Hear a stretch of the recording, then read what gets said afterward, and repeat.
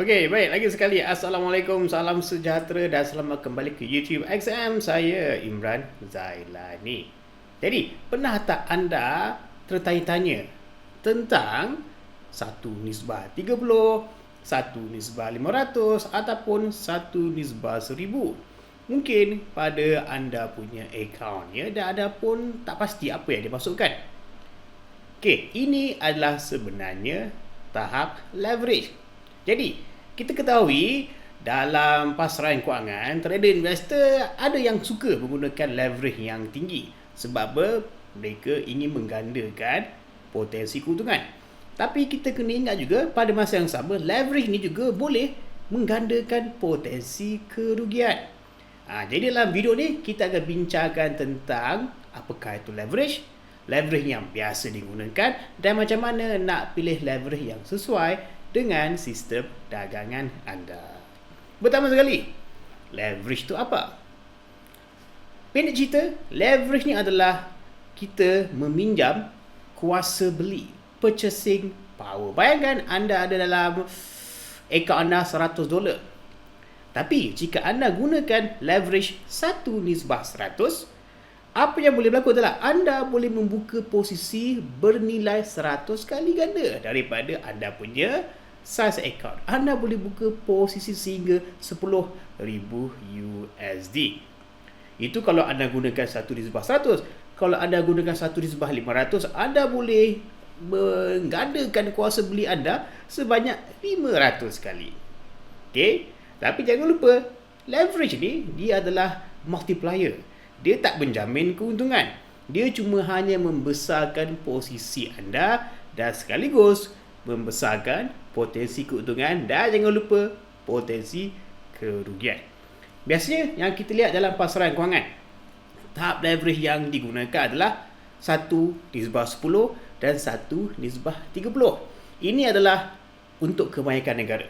Ini adalah satu tahap yang agak konservatif. Kemudian level yang seterusnya 1:50 ke 1:100.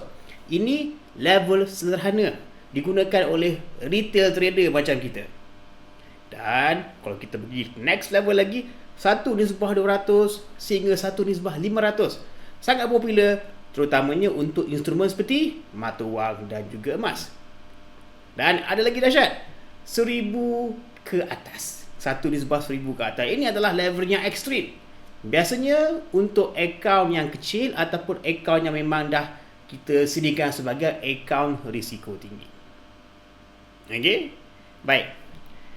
Jadi, seterusnya, leverage, margin dan juga risiko. Untuk kita memahami risiko leverage, kita kena sentuh dua perkara. Margin dan juga pergerakan harga. Pertama, margin. Margin adalah duit jaminan yang broker pegang bila anda buka trade. Collateral lah. Okey.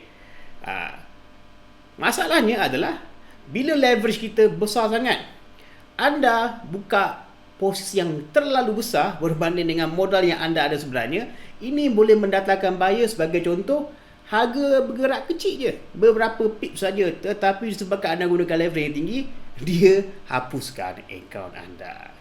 Okey, jadi hati-hati, leverage boleh bunuh akaun anda jika kita tidak gunakannya dengan cermat. Okey, soalan seterusnya, kita dah faham tentang konsep leverage ni. Saya nak pilih leverage yang sesuai dengan diri saya. Anda boleh tengok kepada beberapa perkara untuk anda membuat pilihan. Yang pertama, macam mana gaya trading anda. Anda ni scalper ke? Anda ni swing ke? Berapa banyak posisi yang anda buka pada suatu masa? Itu semua akan mempengaruhi leverage yang sesuai untuk anda. Okey, kalau anda scalper, biasanya anda gunakan leverage yang tinggi sebab anda akan buka tutup cepat. Okey, posisi pun kecil. Kalau untuk swing trader, mungkin rendah sikit leverage. 1:50, 1:100 ya, dan anda akan fokuskan sebagai swing trader untuk posisi yang berkualiti. Okey. Jadi sebagai rule of thumb ataupun sebagai panduan, fokuskan risiko untuk setiap satu trade. Okey, bukan semata-mata fokus kepada leverage. posisi dagangan anda lah yang akan menentukan leverage apa yang anda gunakan. Dia bermakna apa? Dia punya kualiti, dia punya kebarangkalian untuk betul dan sebagainya. Tetapi untuk trader yang baru, saya cadangkan gunakan leverage yang lebih rendah, ya. Baik. Jadi, rumusan. Leverage ialah alat, tool yang membolehkan anda meningkatkan kuasa beli. Tetapi jangan lupa, leverage yang tinggi tanpa pengurusan wang adalah shortcut untuk anda hapuskan akaun anda. Okey. Kemudian anda kena pastikan keseimbangan antara leverage, antara size lot dan juga jangan lupa anda punya stop loss. Inilah perkara yang akan melindungi akaun dagangan anda. Okey, jadi saya harap dengan video ni anda mendapat pencerahan tentang apakah itu tahap leverage dan anda kena gunakannya dengan cermat.